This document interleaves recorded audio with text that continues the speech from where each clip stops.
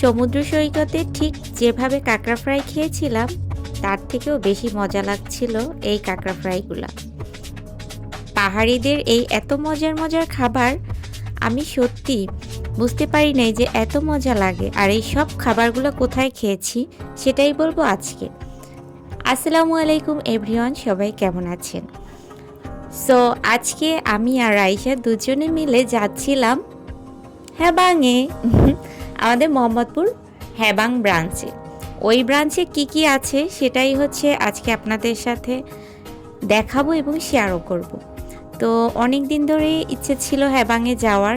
এর আগেও একবার এসেছিলাম রোজার মধ্যে, বাট রোজার মধ্যে তখন খেতে পারি নাই। তো চিন্তা করলাম আজকে একটু যাই, গিয়ে দেখি আজকে কেমন লাগে খাবারগুলা। সচরাচর রমজানে রোজা রেখে বাহিরের খাবার তেমন একটা ভালো লাগবে না, এটাই স্বাভাবিক। তো আজকে আমি মূলত খেতে আসছিলাম মুন্দি এবং কাঁকড়া ফ্রাই। এটার আমি অনেকগুলা ভিডিও দেখছি আর অনেক ভালো ভালো ভিউ পাইছি। আর এই জায়গাটাকে পাহাড়ি আদিবাসীরা বলে ঝুমঘর। ঝুমঘরে বসেই ওরা ম্যাক্সিমাম টাইম খাওয়া দাওয়া করে, বাট আমরা টেবিলেই বসেছিলাম। আর এখানে সব তাদের ঐতিহ্যবাহী জিনিসগুলো দিয়ে সাজিয়ে রেখেছে তাদের রেস্টুরেন্টটা। এটা আমাদের বাসা থেকে খুব কাছে, 50 টাকা রিক্সা ভাড়া লাগে হ্যাবাংয়ে আসতে। এটা সূচনা কমিউনিটি সেন্টারের রাস্তার অপোজিটে। আপনারা হ্যাবাং লেখে সার্চ করলেই মোহাম্মদপুর ব্রাঞ্চে আসতে পারবেন, যারা মোহাম্মদপুরের আশেপাশে আছেন। উপরে একটা বদনি দেখা যাচ্ছে, ওইটা নিয়ে আমরা হাসাহাসি করতেছিলাম যে আসলে এটা বদনিটা কার, রাইসার নাকি আমার। রাইসা বলতেছিল এটা তোমার, তুমি নিয়ে যাও তোমার ওয়াশরুমে। এটা নিয়েই দুই বোনে হাসাহাসি করতেছিলাম। আর ফাঁকে আমাদের খাবার অর্ডার করে দিয়েছিলাম।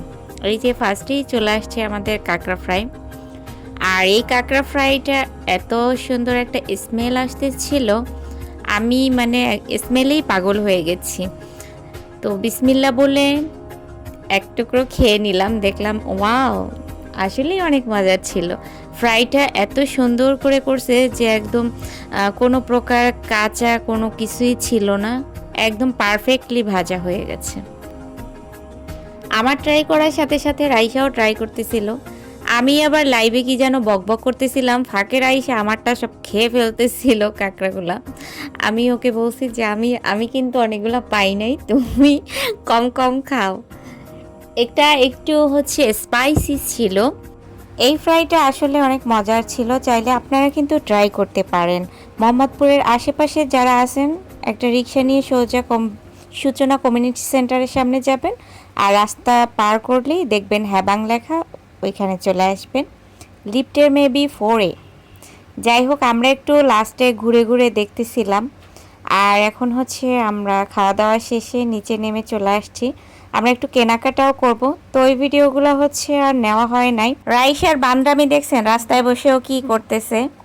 যাই হোক, আমাদের ভিডিওটা কেমন লেগেছে অবশ্যই কমেন্টসে জানাবেন। আর যারা নতুন অবশ্যই পেজটা ফলো দিয়ে পাশে থাকবেন। আল্লাহ হাফেজ।